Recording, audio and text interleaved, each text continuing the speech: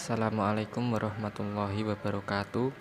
Kami dari kelompok 6 yang beranggotakan Muhammad Ilham Fawas, Muhammad Lutfan Yudatama, Alfian Yuga Pratama, dan Andika Suryaseta akan mempresentasikan materi tentang analisis ekuitas, di mana materi tersebut mencakup yang pertama daya tahan laba, yang kedua penilaian ekuitas berbasis laba, yang ketiga kekuatan laba dan peramalan untuk tujuan penilaian, dan yang keempat laporan interim untuk pengawasan dan revisi estimasi laba. Materi yang pertama yaitu daya tahan laba. Analisis keuangan yang baik mengidentifikasi komponen dalam pendapatan yang menunjukkan stabilitas dan prediktabilitas, yaitu komponen persisten. Analisis ini membantu dalam menghasilkan perakiraan yang andal tentang kekuatan pendapatan untuk penilaian. Analisis juga harus mewaspadai manajemen laba dan perataan laba.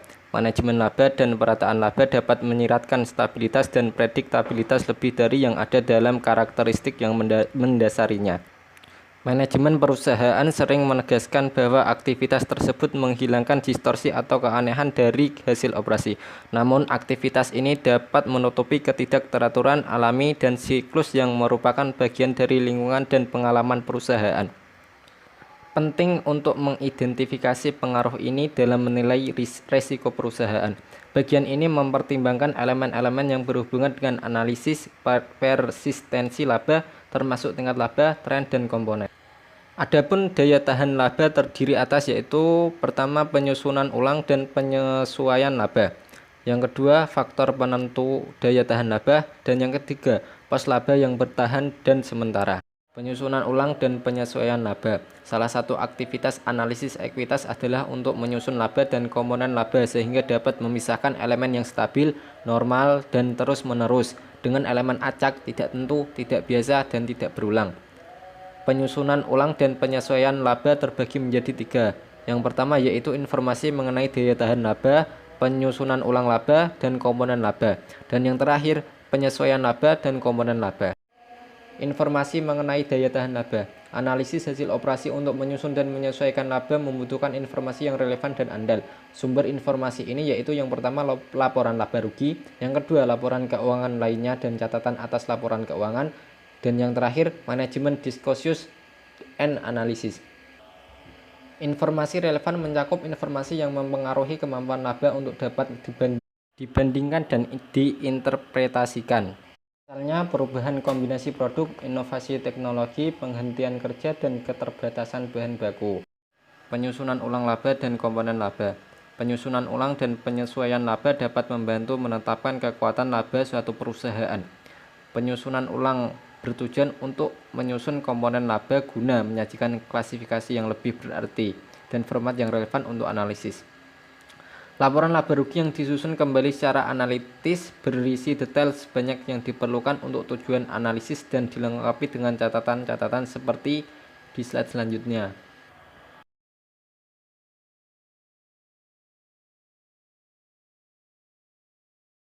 Penyesuaian laba dan komponen laba.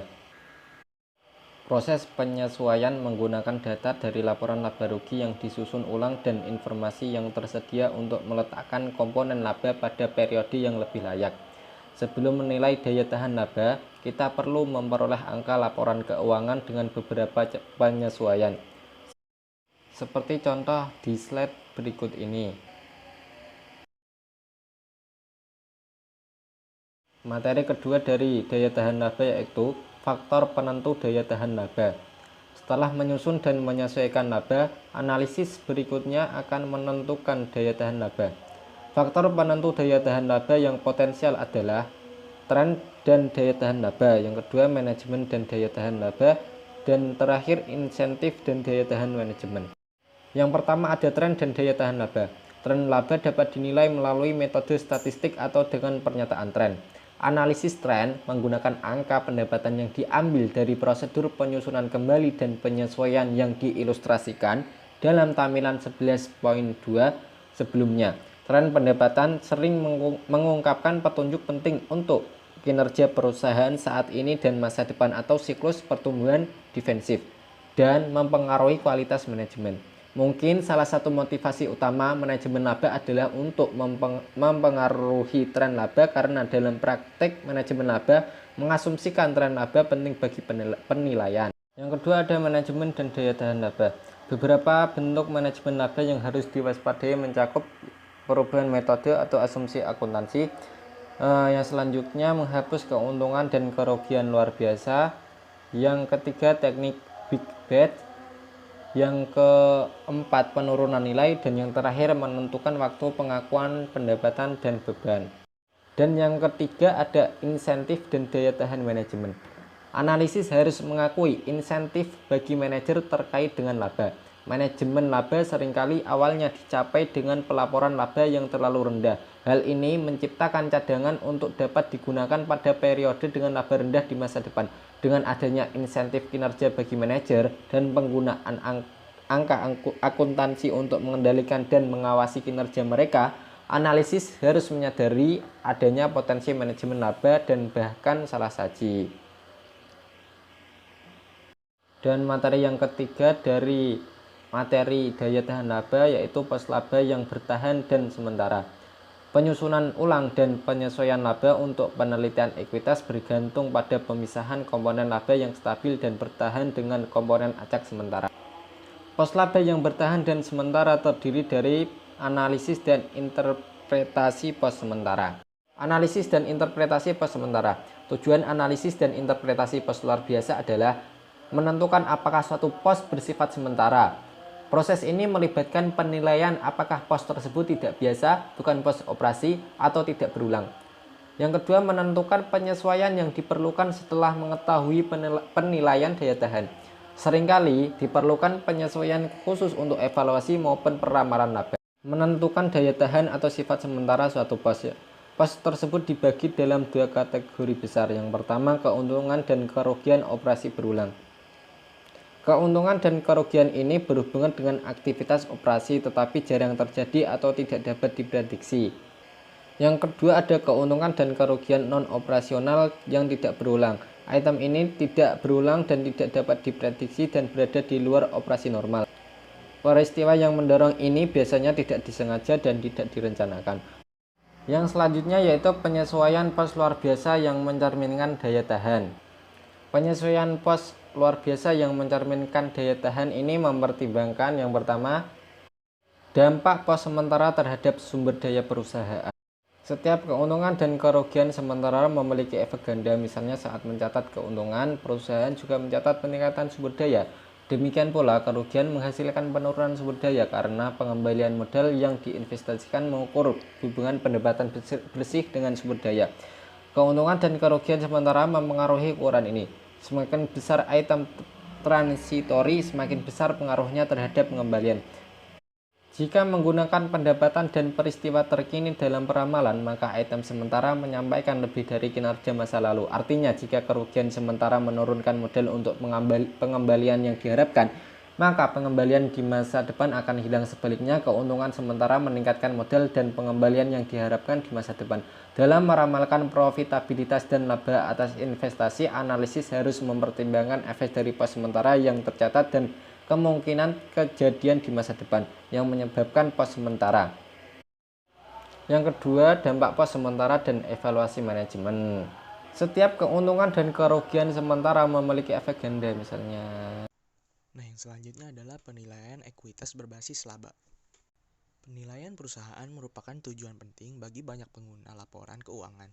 Perkiraan nilai yang dapat dipertanggungjawabkan memungkinkan kita membuat keputusan beli atau jual atau tahan mengenai sekuritas, mengenai nilai perusahaan untuk keputusan kredit, memperkirakan nilai untuk negara gabungan bisnis, menentukan harga untuk penawaran umum sekuritas perusahaan, dan mengejar banyak aplikasi berguna lainnya.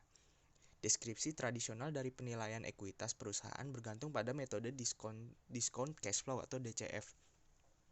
Di bawah metode DCF, nilai ekuitas perusahaan dihitung berdasarkan perkiraan arus kas yang tersedia untuk investor ekuitas. Perkiraan ini kemudian didiskontokan dengan menggunakan biaya modal ekuitas perusahaan. Penting untuk ditekankan bahwa model penilaian ekuitas berbasis akuntansi yang diperkenalkan sebelumnya dalam buku ini dan dibahas di bagian ini secara teoritis konsisten dengan metode DCF. Nah, penilaian ekuitas berbasis laba ini terdiri atas yang pertama adalah hubungan antara harga saham dengan data akuntansi, dan yang B adalah perkiraan penilaian dasar. Nah, yang selanjutnya adalah bagian A, yaitu hubungan harga saham dengan data akuntansi, yang rumusnya bisa kita lihat di dalam PowerPoint, di mana keterangannya adalah BVT adalah nilai buku pada akhir periode T, lalu RI T plus N adalah sisa pendapatan pada periode T plus N, dan K adalah biaya modal. Sisa pendapatan pada waktu T didefinisikan sebagai pendapatan bersih komprehensif dikurangi biaya pada nilai buku awal, yaitu RIT sama dengan NIT dikurangin dengan K dikali dengan BVT kurang 1. Itu model secara langsung menunjukkan pentingnya profitabilitas masa depan dalam memperkirakan nilai perusahaan, yaitu dengan menggunakan perkiraan laba bersih masa depan dan nilai buku.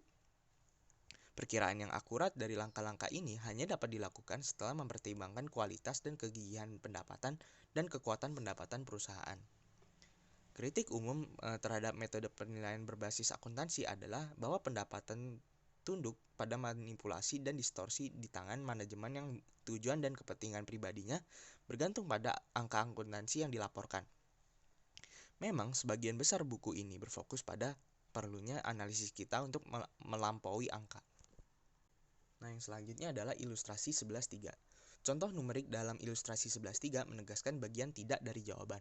Kami menunjukkan bahwa sementara pilihan akuntansi tentu mempengaruhi pendapatan dan nilai buku, sedangkan penilaiannya tidak terpengaruh. Meskipun akuntansi konservatif menghasilkan nilai buku ekuitas pemegang saham yang lebih rendah, hal ini justru diimbangi dengan pendapatan residual yang diharapkan lebih tinggi. Nah, bagian ya dari jawaban didasarkan pada kenyataan bahwa analisis menggunakan data perhitungan akun yang dilaporkan dan informasi lainnya sebagai dasar untuk memproyeksikan profitabilitas di masa depan. Sejauh pilihan akuntansi menutupi kinerja ekonomi perusahaan yang sebenarnya, analis yang kurang berpengalaman dapat disesatkan mengenai kinerja perusahaan saat ini dan masa depan. Akibatnya, teknik analisis yang dijelaskan dalam buku ini penting untuk analisis ekuitas, meskipun model penilaian berbasis akuntansi secara matematis kebal dan dari manipulasi akuntansi. Nah, yang selanjutnya adalah bagian B, yaitu perkalian penilaian dasar. Dua ukuran penilaian yang banyak dikutip adalah rasio price to book atau PB dan price to earning atau PE. Pengguna seringkali mendasarkan keputusan investasi pada nilai yang diamati dari rasio ini. Kami akan menjelaskan bagaimana analisis dapat sampai pada rasio PB dan PE fundamental tanpa mengacu pada harga perdagangan saham perusahaan. Dengan membandingkan fundamental kita, rasio implisit dalam harga saham saat ini, kita dapat mengevaluasi manfaat investasi dari sebuah perusahaan publik. Bagi perusahaan yang sahamnya tidak diperdagangkan di pasar aktif, rasio fundamental berfungsi sebagai alat untuk memperkirakan nilai ekuitas. Nah, di sini adalah yang kita akan membahas rasio PB terlebih dahulu. Rasio PB atau rasio harga terhadap buku dinyatakan sebagai rumus awalnya adalah market value of equity dibagi dengan book value of equity. Nah, rasio PB dapat dinyatakan dalam data akuntansi sebagai yang bisa dilihat di dalam PPT dengan keterangan V adalah market value, BV adalah book value, T adalah periode, ROCE adalah return on capital employee, dan K adalah cost of capital. Ungkapan ini menghasilkan beberapa wawasan penting. Seiring dengan peningkatan ROCE atau pertumbuhan nilai buku di masa mendatang, rasio PB meningkat. Juga karena biaya atau resiko modal ekuitas K meningkat, rasio PB menurun. Ketahuilah bahwa rasio PB menyimpang dari 1 ketika pasar mengharapkan pendapatan residual baik positif ataupun negatif di masa depan. Jika nilai sekarang dari pendapatan sisa masa depan adalah positif, rasio PB akan menjadi lebih besar dari 1. Nah, rasio yang selanjutnya adalah rasio price to earning. Nah, rasio harga pasar terhadap pendapatan atau price to earning, rumus awalnya adalah market value of equity dibagi dengan net income. Nah, tetapi kita bisa mengkaitkan dengan rasio PE dengan fungsi jangka pendek atau STG dan pertumbuhan jangka panjang atau LTG dari laba per saham, yang rumusnya dapat kita lihat di dalam PowerPoint, yaitu dengan keterangan P0 adalah nilai pasar per saham, EPS adalah laba per saham, STG adalah short term growth atau pertumbuhan jangka pendek, yang selanjutnya adalah LTG adalah long term growth, dan K adalah cost of capital. Persamaan ini menghasilkan dua wawasan penting, yaitu yang pertama, rasio PE berbanding terbalik dengan biaya modal, yaitu akan semakin rendah rasio PE semakin tinggi biaya modal ekuitas. Dan yang kedua, rasio PE berhubungan positif dengan pertumbuhan yang diharapkan dalam EPS relatif terhadap pertumbuhan normal. Rasio PE tidak mengatakan apa-apa tentang tingkat pendapatan absolut, apakah EPS-nya itu tinggi atau rendah. Hanya tingkat di mana EPS diharapkan meningkat relatif terhadap pertumbuhan yang diharapkan normal. Nah, yang selanjutnya adalah ilustrasi penilaian berbasis laba. Penilaian berbasis pendapatan atau laba akan menggunakan informasi keuangan dari Christie Company. Nilai buku ekuitas untuk Christie Company pada 1 Januari tahun 1 adalah 50.000. Perusahaan memiliki 15% biaya modal ekuitas, atau itu merupakan K-nya. Setelah mempelajari perusahaan dan prospeknya dengan cermat menggunakan teknik analisis yang dijelaskan dalam buku ini, kami memperoleh prediksi dari data akuntansi berikut, yang datanya bisa dilihat di slide. Untuk menerapkan model penilaian berbasis akuntansi, hitung nilai buku masa depan yang diharapkan dan ROCE menggunakan prediksi akuntansi pada slide sebelumnya. Ingatlah bahwa model penilaian berbasis akuntansi menggunakan ROCE yang dihitung menggunakan nilai buku awal periode. Oleh karena itu, ROCE yang diharapkan untuk tahun 1 adalah 25% yang didapatkan dari 12.500 dibagi dengan 50.000. ROCE yang diharapkan untuk tahun kedua hingga kelima adalah masing-masing 20,71%, 17,89%, 16,44%, dan 15%, yang rumusnya sama seperti pada tahun yang pertama. Nilai ekuitas Christie Company pada tanggal 1 Januari tahun 1 dihitung dengan menggunakan model penilaian berbasis akuntansi sebagai berikut. Nah, rumus yang digunakan adalah rumus hubungan harga saham dengan data akuntansi. Penilaian berbasis akuntansi ini menyiratkan bahwa saham Christie harus dijual dengan rasio PB 1,17 yang didapatkan perhitungan dari 58.594 dibagi dengan 50.000 pada 1 Januari tahun 1. Sejauh ekspektasi pelaku pasar saham berbeda dari yang tersirat oleh model penilaian, rasio PB menggunakan harga saham aktual akan berbeda dari 1,17. Dalam hal ini, kita harus mempertimbangkan dua kemungkinan. Yang pertama adalah perkiraan profitabilitas masa depan terlalu optimis atau pesimis, dan atau kemungkinan yang kedua adalah harga saham perusahaan salah. Penentuan ini merupakan bagian utama dari analisis fundamental. 3 pengamatan tambahan mengenai ilustrasi ini penting, yaitu yang pertama adalah ROCE yang diharapkan sama dengan 15% untuk 5 tahun dan seterusnya. Jika perusahaan dalam suatu industri dapat memperoleh ROCE melebihi biaya modal, perusahaan lain akan memasuki industri dan mendorong sisa pendapatan menjadi nol. Efek persaingan yang diantisipasi tersirat dalam perkiraan profitabilitas masa depan. Misalnya, laba bersih sebagai presentasi penjualan tersebut terus menurun dari 12,5% yang didapatkan dari 12.500 dibagi 100.000 di tahun 1 menjadi 7,5% yang didapatkan dari 10.820 dibagi 144.290 di tahun 5 dan seterusnya. Nah, pengamatan tambahan yang kedua adalah karena rasio PE didasarkan pada pendapatan saat ini dan masa depan, rasio PE untuk Christie Company pada 1 Januari tahun 1 tidak dapat dihitung karena data tahun-tahun sebelumnya tidak tersedia. Kita dapat menghitung rasio PE pada 1 Januari tahun kedua, yaitu dihitung dengan menggunakan rumus PE dan didapatkan hasilnya adalah 4,91.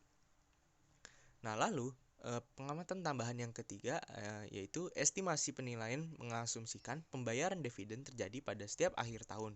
Untuk menyesuaikan estimasi penilaian untuk diskon pertengahan tahun, kita mengalihkan nilai sekarang dari pendapatan sisa masa depan dengan rumus 1 ditambah K dibagi 2.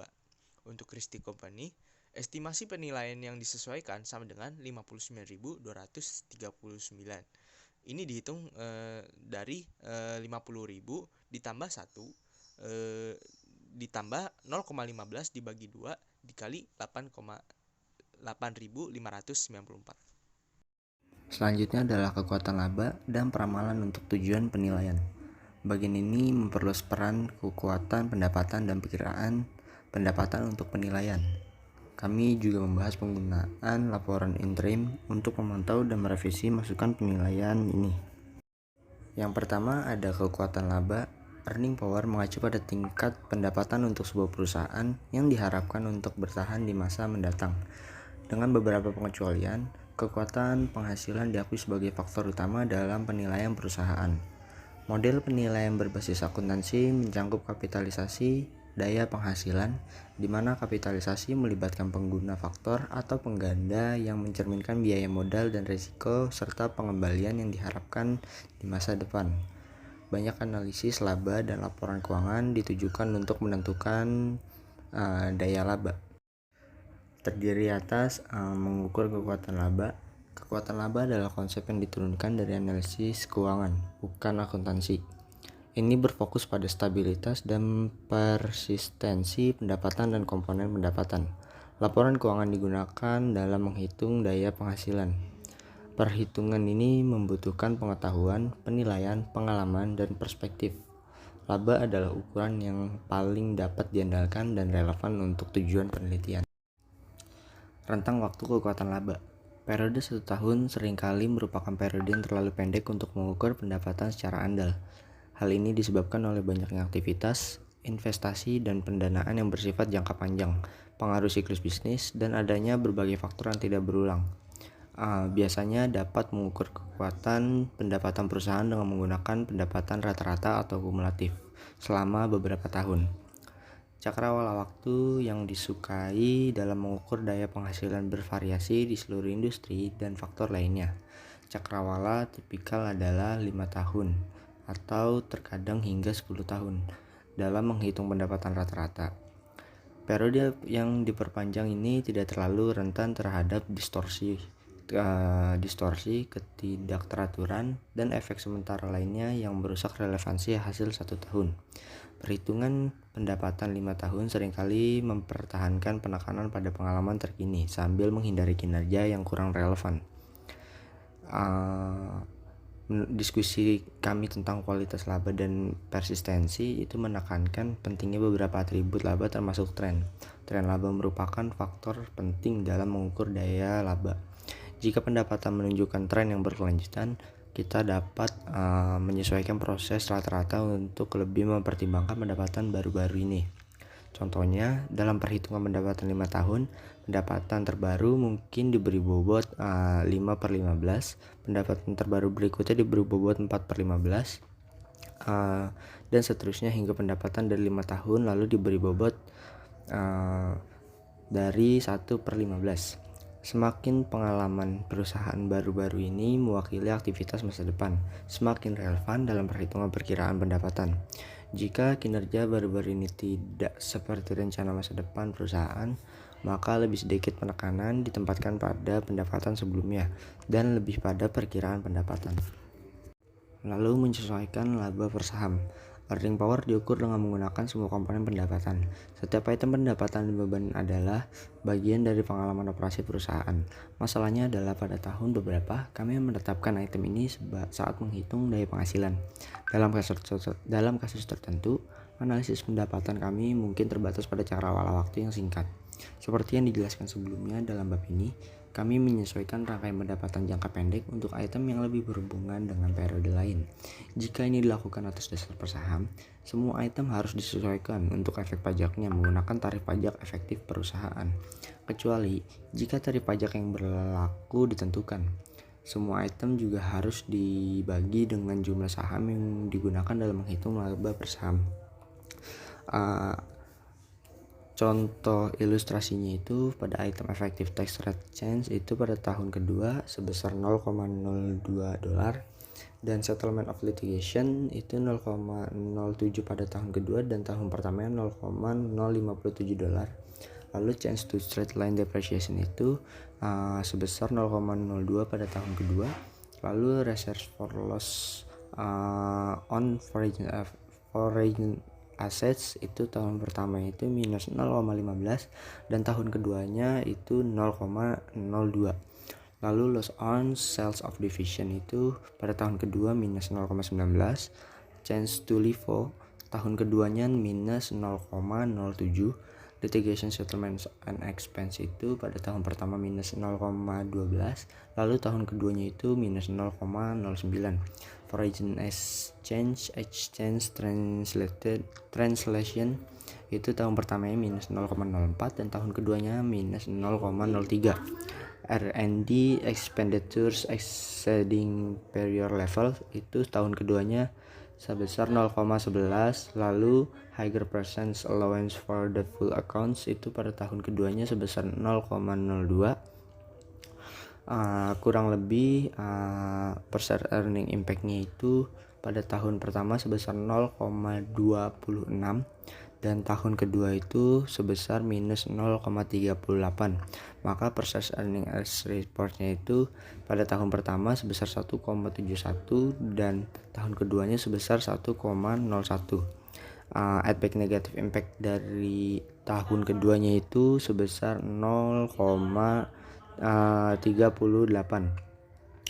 Lalu subtract positive impact from year 1 tahun pertama itu sebesar 0,26 minus 0,26. Maka adjusted earnings per share-nya itu tahun pertama sebesar $1,45 dan tahun kedua itu sebesar 1,39. Selanjutnya itu peramalan laba. Bagian utama analisis dan penilaian laporan keuangan adalah peramalan pendapatan.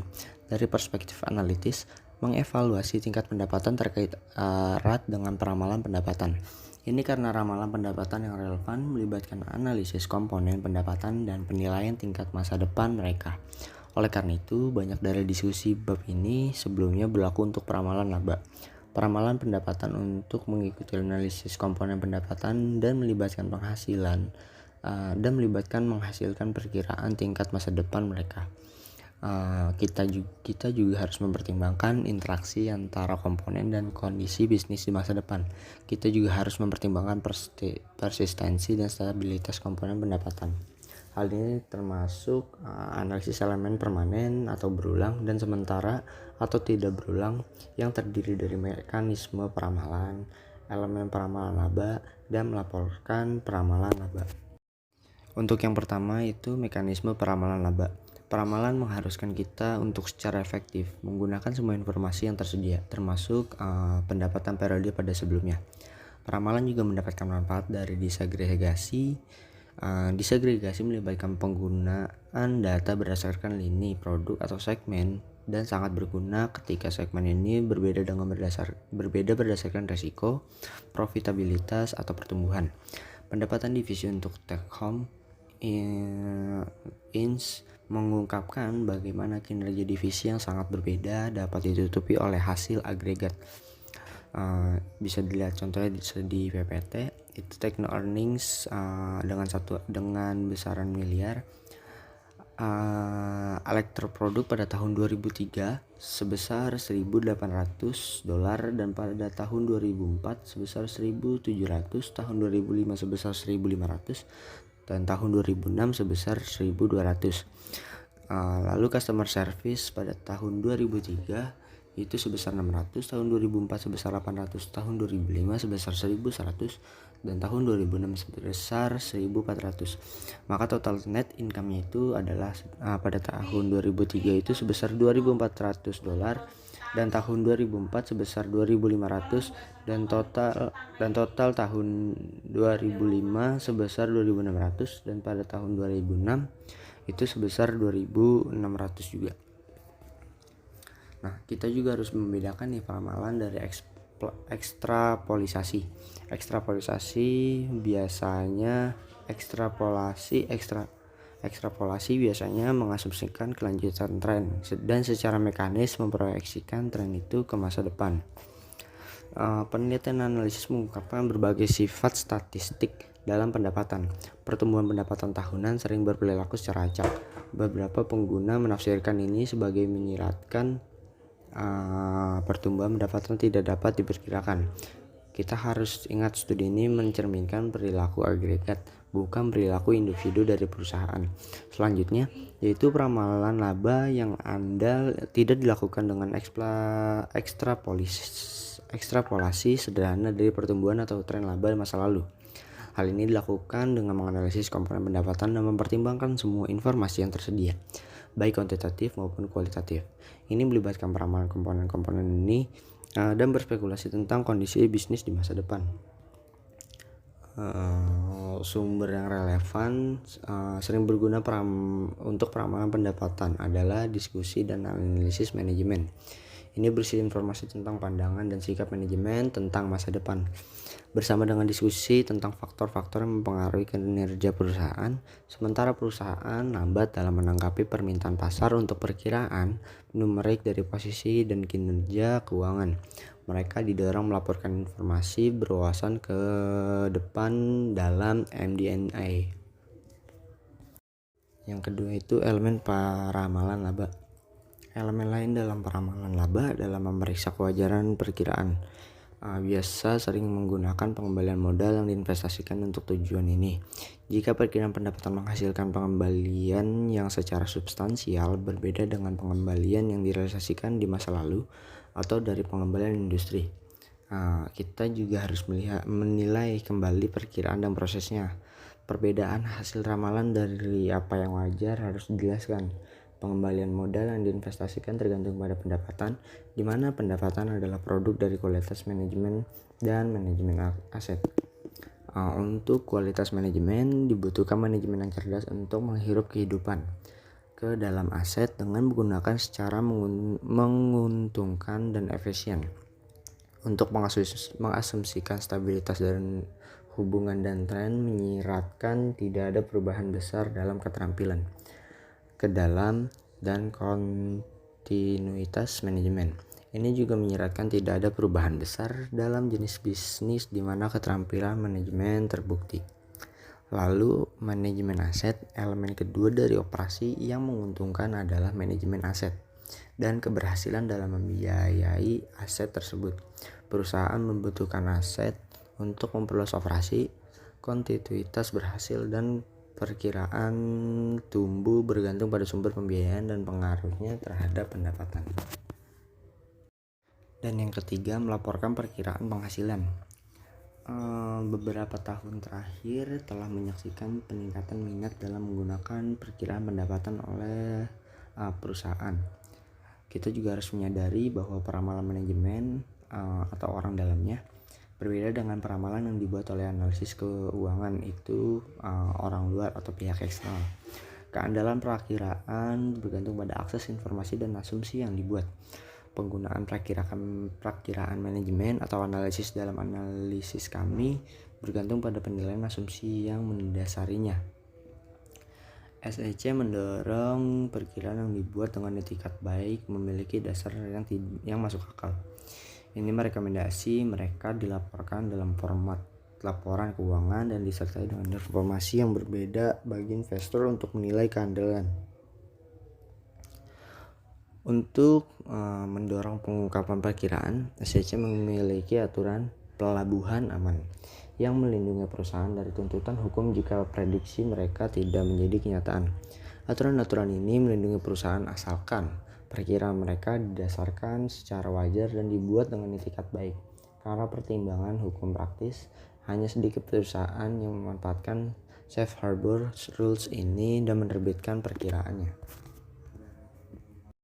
Selanjutnya, yang keempat ada laporan intern untuk pengawasan dan revisi estimasi laba. Laporan intern untuk pengawasan dan revisi estimasi laba. Laporan keuangan intern merupakan sumber informasi yang berharga untuk mengawasi kinerja, yang terdiri atas yang pertama itu ada penyesuaian akuntansi akhir tahun, yang kedua ada aktivitas usaha musiman, yang ketiga ada metode pelaporan menyeluruh, yang keempat ada persyaratan dan pelaporan intern SEC, yang kelima ada analisis implikasi laporan. Nah, yang pertama itu ada penyesuaian akuntansi akhir tahun, yaitu menentukan hasil operasi untuk periode 1 tahun membutuhkan beberapa penyesuaian akrual dan estimasi. Penyesuaian ini mencakup pengakuan pendapatan, menentukan biaya persediaan, alokasi overhead, mencari nilai pasar sekuritas, dan memperkirakan piutang tak tertagih. Yang kedua, ada aktivitas usaha musiman. Ada beberapa perusahaan memiliki aktivitas usaha musiman, penjualan, produksi, dan aktivitas operasi lain. Seringkali tidak dapat dibagi sama antar periode intern. Hal ini dapat mendistorsi perbandingan laba intern.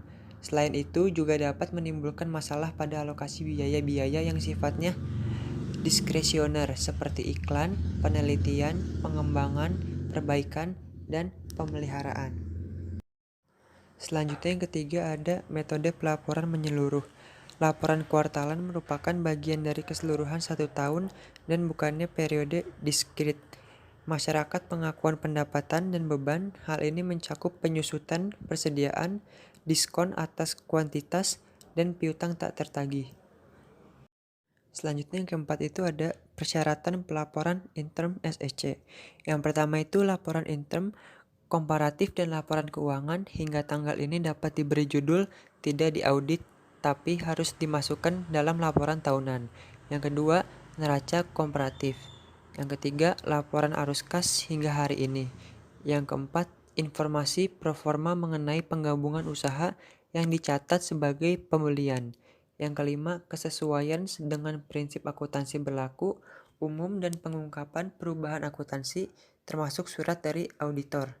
Yang keenam, analisis naratif manajemen mengenai hasil operasi. Yang ketujuh, pengungkapan mengenai apakah form 8K diisi selama periode, melaporkan apakah terdapat menyelesaikan laba yang tidak biasa atau pergantian auditor. Yang terakhir ada analisis implikasi laporan intern. Analisis harus waspada terhadap kesalahan estimasi dan diskresi yang melekat pada laporan intern. Terbatasnya keterlibatan auditor pada laporan intern mengurangi andalan laporan intern relatif terhadap laporan tahunan yang diaudit. Peraturan pasar modal memberikan sejumlah keyakinan meskipun terbatas. Terima kasih atas perhatiannya. Itu saja materi dari kelompok 6. Assalamualaikum warahmatullahi wabarakatuh.